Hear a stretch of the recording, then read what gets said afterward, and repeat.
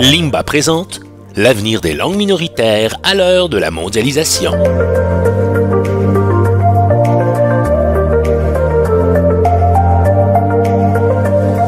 Sur le continent africain seulement, un rapport de l'UNESCO établissait qu'on y parlait environ 30% de toutes les langues de la planète. Et sur ce nombre important, on y dénombre plus de 500 langues en danger. Il est vrai que le poids économique et culturel de certaines de ces langues et de toute autre langue régionale, qu'elle soit en Asie, en Europe ou en Océanie, est englouti dans une nouvelle réalité qu'on appelle la mondialisation, qui ajoute certains facteurs, tantôt positifs, tantôt négatifs, à la chance de survie de ces langues minoritaires.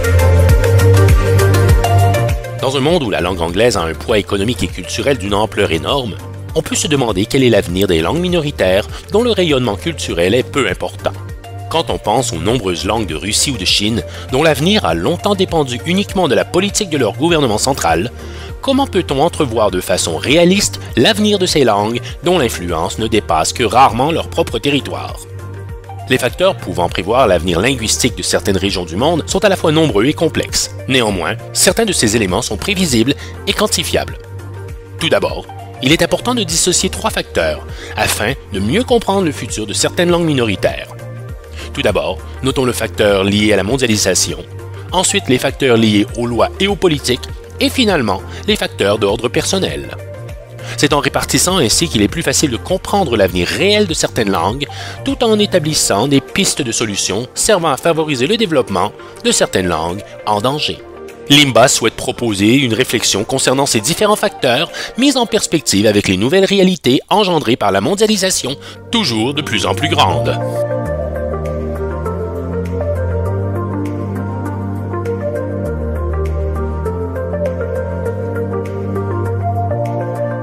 L'avènement des moyens de communication et la rapidité avec laquelle une nouvelle fait le tour du monde sont des effets concrets et bien visibles de cette mondialisation.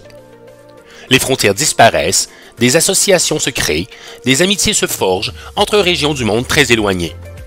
Internet est, à ce titre, un exemple évident d'outils permettant l'échange d'informations, d'idées et de connaissances sur toute la planète. Avec ce nouveau moyen de communication, plus aucun territoire n'est complètement isolé. Dans la mesure où tous les deux possèdent ce nouveau moyen, un Buryat de Sibérie peut échanger directement avec un Inuit du Grand Nord canadien. Dans ces circonstances, peu de choses échappent aux citoyens unis dans ce monde planétaire. Si bien souvent la langue d'échange est l'anglais, la réalité d'une lingua franca est bien loin de l'enjeu réel de l'avenir des langues régionales. L'influence que prend la culture anglo-saxonne sur toute la planète est bien réelle, mais ne saurait à elle seule favoriser le déclin de certaines langues régionales. Un autre facteur important lié à la mondialisation est l'intérêt soulevé par les échanges de plus en plus grands entre communautés des quatre coins du monde. Les moyens de communication actuels nous permettent réellement et concrètement d'échanger avec des cultures autrefois isolées. Depuis l'avènement de ces échanges entre les régions autrefois inaccessibles, les minorités linguistiques sont moins isolées et par conséquent moins fragiles. Mais les choses changent, et si la distance était un obstacle, la mondialisation permet actuellement aux gens des quatre coins du monde de s'intéresser à l'avenir de certaines langues en voie de disparition. Pensons aux associations de plus en plus nombreuses qui cherchent à tisser des liens entre les diverses minorités, qu'elles soient linguistiques, culturelles et religieuses. Ces échanges favorisent le développement de politiques et de moyens concrets permettant à ces peuples de résister au côté plus sombre de cette nouvelle vague cherchant à uniformiser les cultures et les valeurs. Enfin, cette capacité que nous avons actuellement à être en contact avec les parties les plus éloignées du monde a un impact énorme sur la prise de conscience des différents processus d'assimilation qui se produisent encore. La culture et la langue tibétaine sont sur ce point un exemple éloquent de l'effet bénéfique. La situation qui prévaut en Chine en ce qui a trait à la culture tibétaine nous laisse présager le pire. Assimilation, perte de l'identité, acculturation. Mais si ce côté sombre est clairement établi par les nombreux écrits et reportages qui sont effectués dans cette partie du monde, ils ont aussi l'effet de nouer des liens entre des associations qui veulent promouvoir la culture en voie de disparition. Des organismes voient le jour, des méthodes de langue tibétaine sont écrites, des recherches sont effectuées et contribuent ainsi à l'essor, au développement et au rayonnement d'une langue et d'une culture qui, sans ces nouveaux moyens de communication, seraient sans contredit voués à disparaître. Il est vrai que trop peu de langues minoritaires reçoivent l'intérêt mondial dans une telle ampleur. Le mongol constitue un autre exemple de langue autrefois isolée, mais gagnant aujourd'hui en popularité à force que les étrangers découvrent les charmes de cette région du monde. Cet engouement pour l'exotisme et la nouveauté se développe en grande partie grâce à l'ouverture de ces régions du monde, politiquement isolées les unes des autres pendant de nombreuses décennies. On pourra être impressionné par le nombre de méthodes et de grammaires mongoles qui ont été écrites en langue anglaise, russe ou allemande. Cet engouement est d'autant plus présent que la culture et la langue mongole sont soutenues par un appareil politique, l'État mongol.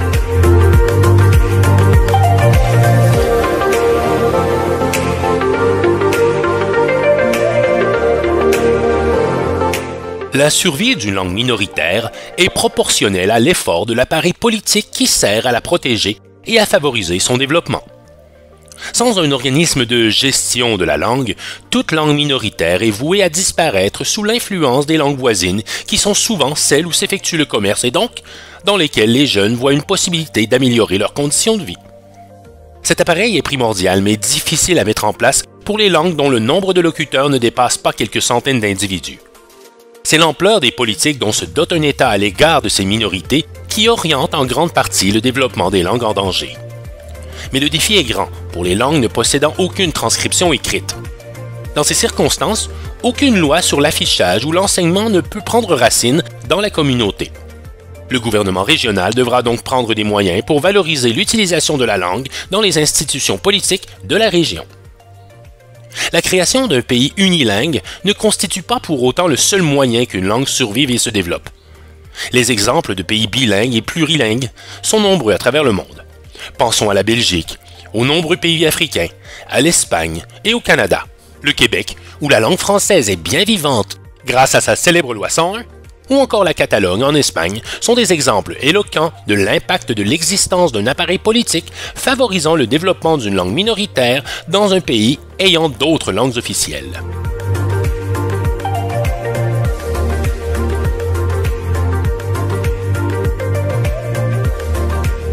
Le langage est avant tout un instrument de communication entre des individus partageant une même culture et une même réalité. La façon d'exprimer des idées, des concepts ou des actions est en lien direct avec le quotidien et l'environnement des locuteurs.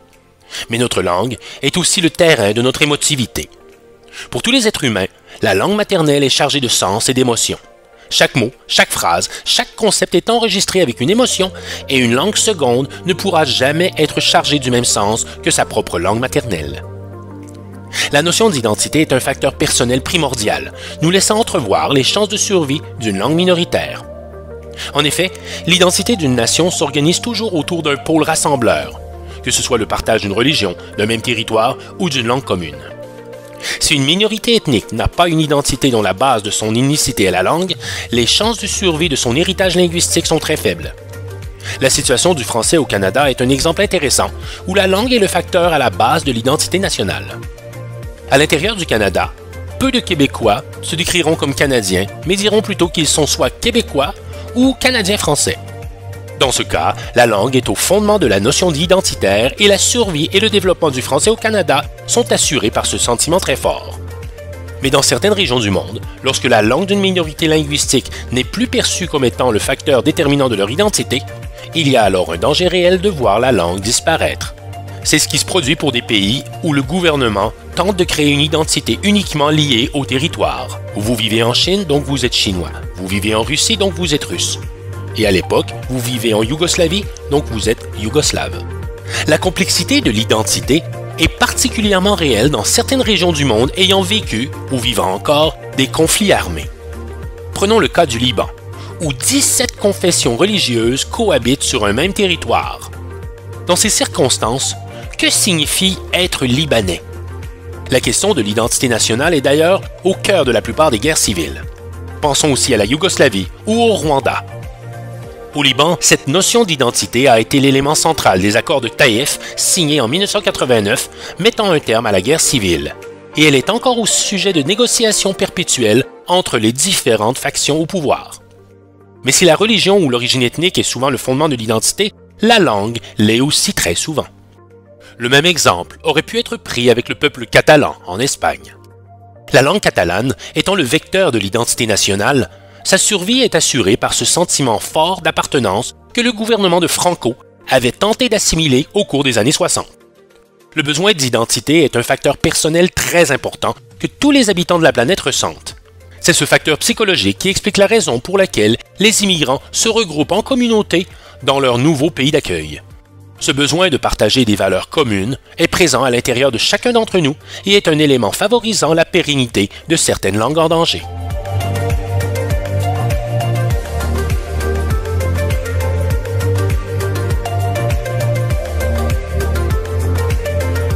Les facteurs personnels et identitaires, tout comme ceux liés à la mondialisation et aux politiques, sont des facteurs pouvant servir à prévoir l'avenir de certaines langues minoritaires. Il est vrai que la survie d'une langue a besoin d'un contexte sociopolitique favorable dans lequel le respect de son unicité est à la base des politiques du gouvernement. Mais d'autres facteurs, moins faciles à mesurer, mais pourtant aussi importants, peuvent expliquer les enjeux que vivent les communautés linguistiques isolées. À l'échelle mondiale, on observe deux mouvements en apparence contraires.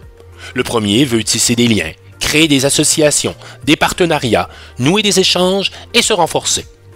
Le deuxième voit émerger une conscience de sa propre identité nationale face à la montée des valeurs transportées par la mondialisation. Il est important que les politiques des États, unilingues ou plurilingues, favorisent le respect des identités linguistiques avec comme valeur fondatrice l'égalité de tous les citoyens du pays. Sans cette valeur à la base des lois et de la politique d'un gouvernement pour son propre territoire, toute langue minoritaire est vouée à être assimilée par celle de la majorité. Le problème de la disparition de certaines langues est donc une réalité pour celles ne possédant qu'une tradition orale et dont le nombre de locuteurs est si petit qu'elles ne pourront jamais attirer l'intérêt général de la communauté internationale. Pensons aux nombreuses langues de Sibérie comme l'aléoutien, le kérek, l'orok ou les langues d'Afrique comme le halo ou le logba qui sont en voie de disparition.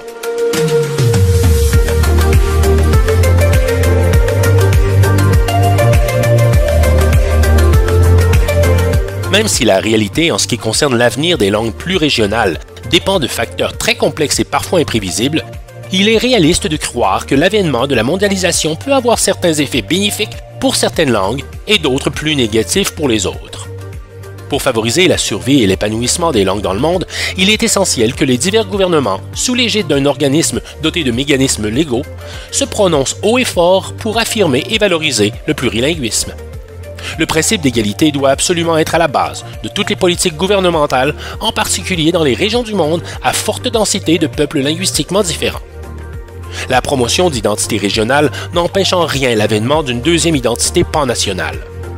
De la même façon qu'un Québécois est fier de sa langue, il sent aussi cette fierté d'être Canadien lorsqu'il voyage sur d'autres continents. Rien n'empêche qu'un Tibétain, de par sa langue, sa culture et sa religion, se dise aussi chinois. Car si sa langue et sa religion sont différentes, il peut partager des valeurs communes avec l'ensemble des habitants de ce vaste territoire. Chose certaine, toute communauté linguistique doit absolument se doter de politiques et de lois claires concernant le développement et l'utilisation de sa langue nationale. Sans ces politiques, il est raisonnable de croire que les petites communautés linguistiques seront ensevelies sous l'influence des langues dont le poids économique attirera les nouvelles générations.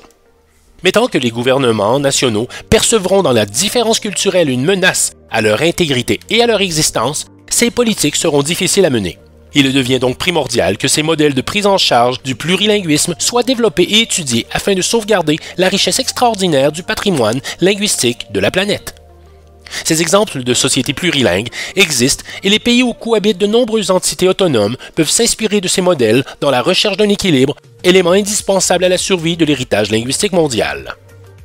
Mais le réel progrès se fera lorsque les mots identité et égalité ne s'opposeront plus, mais réussiront à unir leurs discours.